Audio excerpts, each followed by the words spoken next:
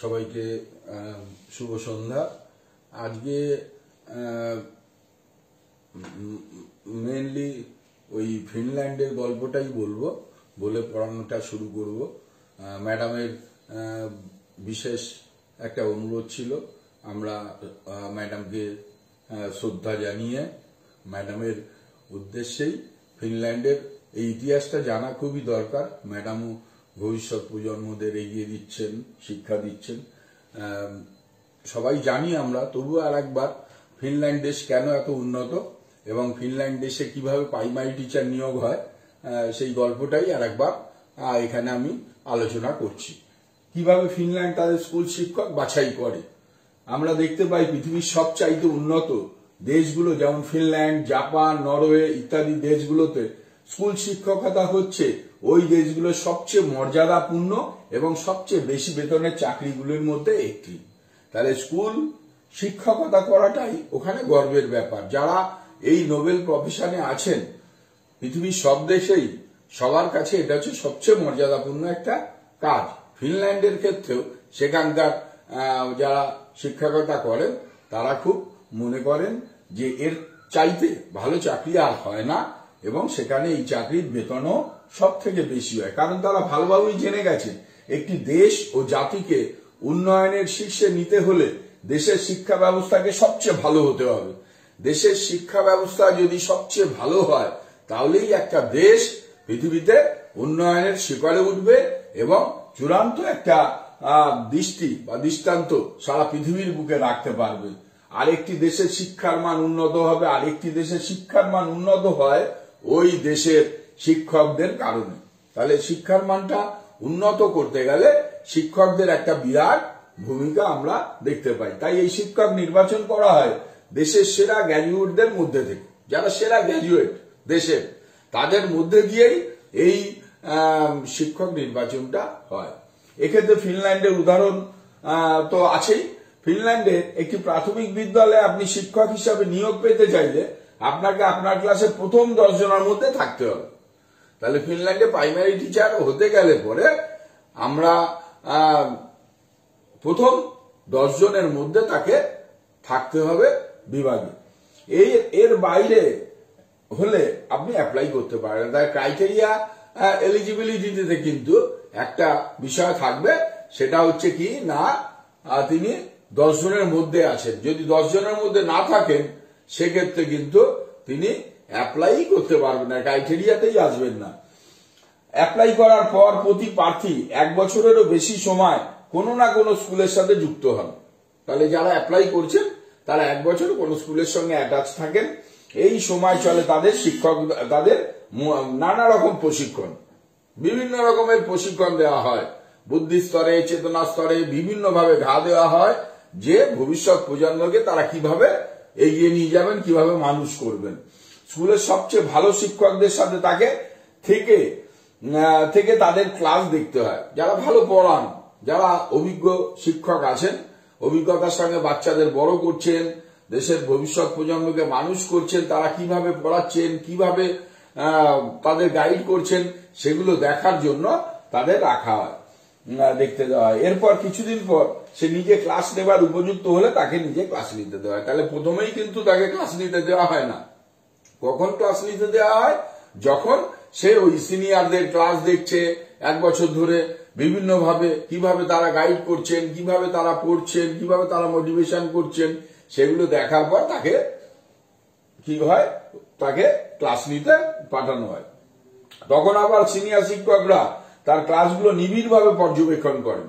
আবার কি, যখন এরকম জুনিয়র টিচাররা ক্লাস নিচ্ছেন তখন সিনিয়র টিচাররা আবার কি করছেন, তাকে অবজার্ভ করছেন, পর্যবেক্ষণ করছেন যে ঠিক মতো তার এটিকেট, ম্যানার্স থেকে শুরু করে শিক্ষার পদ্ধতি, মেথোডোলজি সব ঠিকঠাক আছে কিনা।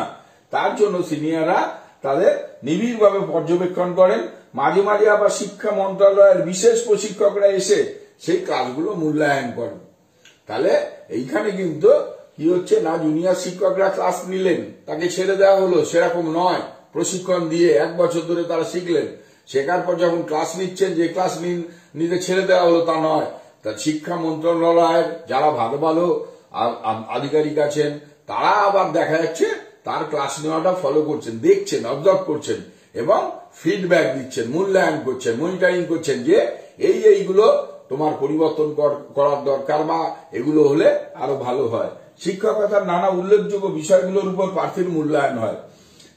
সে ক্লাসটা কত ইন্টারেস্টিং ভাবে নিচ্ছে, এই ক্লাস নেওয়ার ক্ষেত্রে কতটা ইন্টারেস্টিং ভাবে জয়ফুলি ক্লাসটা নিতে পারছেন, অর্থাৎ বাচ্চারা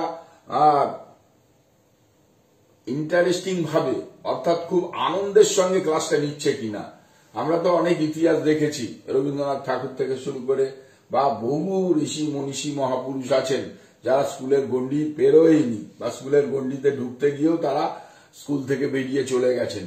সেই কারণে এখানে একটা খুব গুরুত্বপূর্ণ যে যখন তারা ক্লাস নিচ্ছেন সেইটা ওরা মানে যারা আমাদের ক্লাস নেবে তারা কিভাবে ক্লাসটা নিচ্ছে, ইন্টারেস্টিং ভাবে নিচ্ছে কিনা।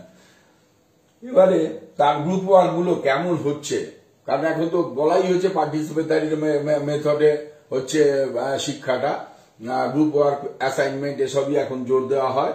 তাহলে এগুলো ঠিক মতো মনোযোগী সহকারে তারা করছে কিনা, ঠিক মতো শিখছে কিনা এটা কিন্তু দেখতে হবে। 1 বছরের এই প্রশিক্ষণ থাকে, ভাইবা প্রশিক্ষণে কি কি থাকে সেগুলো বলছে। ভাইবা থাকে, লিখিত পরীক্ষা আর সবশেষে প্র্যাকটিক্যাল। তাহলে ভাইবা তো আছেই, লিখিত পরীক্ষা আছে, তার সঙ্গে কিন্তু প্র্যাকটিক্যাল নেওয়া হয়, যেটা হচ্ছে কি না আসল পরীক্ষা। এখানে বলছে এই প্র্যাকটিক্যালটাকেই আসল পরীক্ষা বলছে। ভাইবা বা রিটেনের থেকেও বেশি গুরুত্বপূর্ণ প্র্যাকটিক্যাল, মানে অর্থাৎ তাকে বাচ্চাদের ক্লাস নিতে দেওয়া হচ্ছে, এটা হচ্ছে প্র্যাকটিক্যাল। সেই প্র্যাকটিক্যাল যখন সে ক্লাস নিচ্ছে সেইটা তার কতটা গুরুত্বপূর্ণ হচ্ছে, কতটা ভালো হচ্ছে তার মূল্যায়ন করা, সেটার কাটাছেড়া করা, সেটাই কিন্তু এই প্রফেশনের ক্ষেত্রে বেশি গুরুত্বপূর্ণ। এই 1 বছরের প্রশিক্ষণের পর সব প্রার্থীদের মধ্যে থেকে বাছাই করা সেরা 10% প্রার্থীকে, তাহলে কি করা হয়, এই 1 বছর ধরে এরকম ভাবে প্রার্থী বাছাই করার পর এই 10 মানে ভালো 10% কে নেওয়া হলো, সেই ভালো 10% এর মধ্যে আবার কত পার্সেন্ট, 10% প্রার্থীকে নিয়োগ দেওয়া হয় প্রাথমিক বিদ্যালয়ের শিক্ষক হিসাবে, প্রাথমিক বিদ্যালয়ের ক্ষেত্রে। তাহলে প্রাইমারি টিচার হিসাবে 10%, এইটাকেই ওরা কিন্তু সবচেয়ে মর্যাদাপূর্ণ চাকরি সেই দেশে মনে করে। ভেবে দেখুন, ইউনিভার্সিটির সেরা 10 জন ছাত্রছাত্রীর মধ্যে থেকে প্রাথমিক বাছাইকারদের মধ্যে থেকে ছেকে মাত্র সেরা 10% নিয়োগ দেওয়া হচ্ছে প্রাথমিক বিদ্যালয়ের শিক্ষক হিসাবে, মাত্র 10% কে নিয়োগ করা হচ্ছে। তাহলে বাকিরা কি করবে, বলছে যে প্রাথমিক বিদ্যালয়ের শিক্ষক হওয়ার পর তাহলে গাণিতিক হিসাবে ফিনল্যান্ডের সেরা 1% গ্র্যাজুয়েটরা আসলে প্রাথমিক বিদ্যালয়ের শিক্ষক হচ্ছেন। তাহলে দেখা গেল যে 10% প্রার্থীকে বিদ্যালয়ের শিক্ষক হচ্ছেন, মানে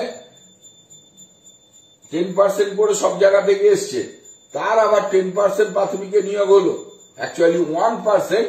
তাহলে দেখা যাচ্ছে যে গ্র্যাজুয়েটরা প্রাথমিক টিচারের মধ্যে আসলেন। তাহলে বাকিরা কি করবেন এখন, তাহলে ভাবেন বাকিদের কি হচ্ছে। বেচারারা 1 বছর খাটাখাটি করে এখন তবে বাদ পড়লো। এরকম হলে তো অনেকে পরীক্ষায় দিতে যেত না, তাই না, পরীক্ষায় দিত না যে 1 বছর আমি মানে পড়াশোনা করে ট্রেনিং নিয়ে আমি চাকরিটা পাবো না। না, চাকরি সবাই পাবে। কিরকম, কারণ এরা তো সবই ভালো ছেলে মেয়ে। বলছে যে বাকিদের মধ্যে পরের সেরা প্রার্থীরা সুযোগ পায় হাই স্কুলে। তাহলে আমরা কিন্তু মানে ওই বলে না যে ওই আমরা প্ল্যানিং এর ক্ষেত্রে দেখেছি যে একদম বিকেন্দ্রীকরণের শেষ ধাপ, একদম নিচ থেকে আস্তে আস্তে উপরের দিকে উঠো, তাই না। একটা বাচ্চা শিশু বড় হবে সেই জায়গাটাই সব থেকে বেশি গুরুত্বপূর্ণ। যেমন ওই আমরা অবগাহন স্নান বলি, আস্তে আস্তে পা ভেজে পা থেকে মাথায় জল এসে পড়ে, উপর দিকে ওঠে। ঠিক একইভাবে এই প্রাথমিক বাছাইয়ের পর যারা থাকছে তাদের হাই স্কুলে চাকরি দেওয়া হলো এবং কলেজ লেভেলে শিক্ষক হওয়ার তারপরে যারা আছে তাদের কলেজ লেভেলে শিক্ষকতার সুযোগ দেওয়া হলো। সব শেষে যারা থাকেন তারা এরপর সুযোগ নেন ইউনিভার্সিটির শিক্ষক হওয়ার, এবং ইউনিভার্সিটিতে শিক্ষক নেওয়ার সময় তারা যে 1 বছর প্রাথমিক বিদ্যালয়ের শিক্ষক হওয়ার জন্য প্রশিক্ষণ পেয়েছেন এই ব্যাপারটিকে অনেক গুরুত্ব দিয়ে দেখা হয়। ওই যে 1 বছর প্রাথমিক শিক্ষক হওয়ার জন্য যে ট্রেনিং পেয়েছেন সেই ট্রেনিংটা কিন্তু জীবনের একটা বড় গুরুত্বপূর্ণ দিক, বড় অ্যাসেট তাদের। এটার জন্য তারা এক্সট্রা কিছু মার্কস পায়। ওই 1 বছরের ট্রেনিংটা পেয়েছে বলে তারা এক্সট্রা একটা মার্কস পায়। যারা ইউনিভার্সিটিতেও শিক্ষক হতে পারলেন না, তারা ওই 1 বছরকে তাদের জীবন থেকে নষ্ট হলো বলে মনে করেন না। তারা এই 1 বছরকে তাদের জীবনের সেরা প্রশিক্ষণ এবং নিজের দক্ষতা উন্নয়নের একটি সুযোগ হিসাবে দেখেন। কারণ তারা জানেন একজন প্রাথমিক বিদ্যালয়ের শিক্ষককে প্রতিদিন যে পরিমাণ চ্যালেঞ্জ মোকাবিলা করতে হয় সেটি অন্য কোনো জবে করতে হয় না। যারা ফিনল্যান্ডের স্কুল শিক্ষক হওয়ার এই প্রশিক্ষণ পেয়েছে তারা অন্য যে কোনো সেক্টরে ভালো করে। অর্থাৎ ওই 1 বছরের প্রশিক্ষণ এইরকম ভাবেই প্রশিক্ষণ দেওয়া হয়, যারা ওই প্রশিক্ষণটা নিয়েছেন তারা যে কোনো সেক্টরেই যদি পরীক্ষায় বসেন তারা চাকরিটা কিন্তু পেয়ে যান। কেন ফিনল্যান্ড পৃথিবীর অন্যতম সেরা একটি শিক্ষা ব্যবস্থা হিসেবে বিবেচিত হয়, এই গল্পটার মধ্যে দিয়ে আশা করি দারুণভাবেই আমরা সবাই বুঝতে পারছি।